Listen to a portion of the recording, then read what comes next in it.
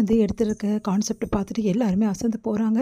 இந்த மாதிரி அப்பா இல்லாத ஒரு வீட்டில் வந்து ஒரு பையன் வந்து அவங்களோட தங்கச்சிக்கு செஞ்ச ஒரு பிரச்சனையால் எவ்வளோ பெரிய பிரச்சனை அவங்க தங்கச்சி வந்து வாழ்க்கையே போயிடுச்சு அப்படின்னு சொல்லிட்டு அவர் எடுத்த அந்த கான்செப்டில் எல்லாருமே ஒரு நிமிஷம் அப்படியே ஆடியே போயிடுறாங்க. அப்படியே பார்க்குறாங்க. குமரன் வந்து அதை தத்துருவமாக நடிக்கிறாரு. அவரால் தாங்க முடியாமல் உடஞ்சி உடஞ்சி அழறாரு. அப்படியே வந்து உணர்ச்சி வசப்படுறாரு. எல்லாருமே அசந்து போகிறாங்க. முடிஞ்சிடுச்சு அப்படின்னு ஷார்ட் முடிஞ்சிச்சு அப்படின்னு சொன்னால் கூட குமரன் வந்து அழுகையை நிறுத்தலை. எல்லாருமே வந்து அப்படியே ஒன்றும் புரியாமல் குமரா உங்களுக்கு என்ன ஆச்சு அப்படின்னு சொல்லிட்டு எல்லா ஸ்டேஜில் கேட்குறாங்க.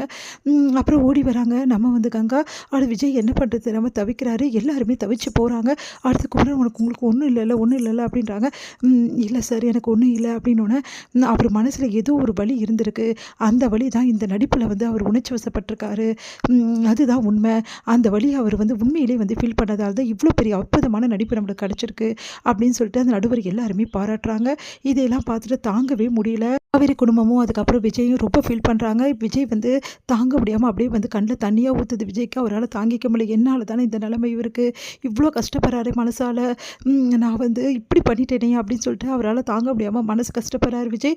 அடுத்து வந்து ஸ்டேஜில் வந்து எல்லா பர்ஃபார்மன்ஸும் முடிஞ்சோடனே குமரனோட பர்ஃபார்மன்ஸுக்கு தான் பெஸ்ட்டு ப்ரைஸ் வந்து கிடைக்குது. அவர் தான் வந்து தேர்ந்தெடுக்கப்படுறாரு. வீட்டில் எல்லாருமே ரொம்ப சந்தோஷப்படுறாங்க. எல்லாருமே பார்த்துட்ருக்காங்க. பரவாயில்ல, இந்த அளவு வந்து நீங்கள் முயற்சி பண்ணியிருக்கீங்க. எனக்கு இந்த கிஃப்ட்லாம் பெரிய விஷயம் இல்லை. எனக்கு ஒரே ஒரு விஷயம் தான், காவேரியோட வாழ்க்கை நான் சரி பண்ணணும் அப்படின்னு சொல்லிட்டு மனசு கஷ்டப்படுறாரு. நம்ம வந்து கங்கா கிட்ட அடுத்து கங்கா சொல்கிறாங்க, கண்டிப்பாக நம்ம சரி பண்ணலாங்க, நீங்கள் கவலைப்படாதீங்க, மன அழுத்தத்தில் இருக்காதீங்கன்னு சொல்லிட்டு கங்காவும் சொல்கிறாங்க. ரொம்ப நல்லா பண்ணியிருக்கீங்க அப்படின்னு சொல்லிட்டு எல்லாருமே பாராட்டுறாங்க. இங்கே வந்து காவேரியோட குடும்பம் எல்லாமே முடிஞ்சுட்டு கிளம்பும் போது கரெக்டாக அங்கே வராரு விஜய். விஜய் பார்த்துட்டோம் செம்மையாக டென்ஷன் ஆகிடுறாங்க. சாரதா அப்படியே பார்த்துட்டு டென்ஷன் ஆகுறாங்க. அடுத்து வந்து சரி நீங்கள் எல்லோரும் கிளம்புங்க, நான் பேசுகிறேன் அப்படின்னோடனே அப்படியே பார்த்துட்டே இருக்காரு. உடனே வந்து காவேரி கிட்டே பேசணும்னு நினைக்கிறாங்க. அவங்க அம்மா வந்து காவேரி கிளம்பு அப்படி சொன்னோன்னே வேறு வழி இல்லாமல் காவேரி மனசு இல்லாமல் அங்கேருந்து கிளம்புறாங்க. அடுத்து வந்து இங்கே என்ன பண்ணுறாங்கன்னா செமையாக டென்ஷனாக இருக்காங்க. எல்லாருமே விஜயை பார்த்துட்டு விஜய் வந்து குமரன் கிட்டே வந்து தனியாக வந்து பேசுகிறாரு. குமரன் ஒரே ஒரு நிமிஷம் உங்ககிட்ட பேச முடியுமா அப்படின்றாரு. என்ன பேசணும் நீங்கள் அப்படின்னோடனே இல்லைங்க உங்ககிட்ட நான் எதுவும் பேச விரும்பலை, இப்போ இருக்க மனநிலையில் எதுவும் பேசலை.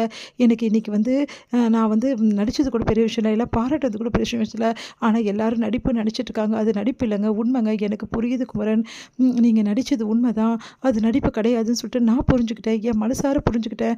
ஒரு நிமிஷம் நான் சொல்கிறத கேட்பீங்களா? என் மனசார மன்னிப்பு கேட்குறேன். தயவு செய்து என்னை மன்னிச்சிடுங்க ப்ளீஸ் குமரன் அப்படின்னு சொல்லிட்டு கையை பிடிக்கிறாரு. குமரனுக்கு ஒன்றும் இல்லை.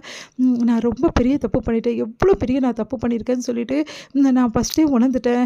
இருந்தாலும் இந்த நிமிஷம் வந்து நான் இவ்வளோ பெரிய தப்பு பண்ணி உங்கள் மனசை எப்படி காயப்படுத்தியிருக்கேன், எப்படி உடைச்சிருக்கேன், நீங்கள் எவ்வளோ வந்து கஷ்டப்படுறீங்க அப்படின்னு சொல்லிட்டு நான் புரிஞ்சுக்கிட்டேன். என்னால் தானே உங்களுக்கு வலி. ஆனால் ஒரு நிமிஷம் நான் சொல்கிறேன், இந்த வலி எல்லாமே போகும். நான் காவேரி நல்லபடி வாழ வைப்பேன். உங்களுக்கு நான் வந்து வாக்கு கொடுக்குறேன். கண்டிப்பாக காவேரி நல்லபடி நான் வாழ வைப்பேன். நானும் காவேரி சந்தோஷமாக வாழ்வோம். இந்த பிரச்சனையெல்லாம் கண்டிப்பாக போயிடும் அப்படின்னு சொல்கிறாரு. இங்கே பாருங்கள், இதை பற்றி நான் எதுவுமே பேச விரும்பலை. காவேரி உங்கள் கூட வாழ்கிறதும் வந்து காவேரி கிட்ட தான் இருக்குது.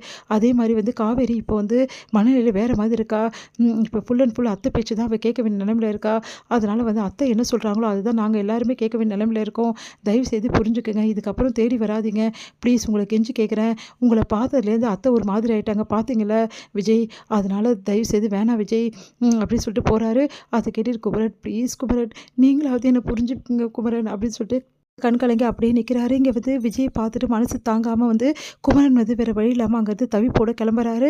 இங்கே வந்து விஜயை பார்த்துட்டே அப்படியே வந்து காவேரியும் வந்து மனசு கஷ்டத்தோடு வந்து அழுதுகிட்டே கிளம்புறாங்க. இதையெல்லாம் பார்த்துட்டு சாரதா டென்ஷன் ஆகிறாங்க.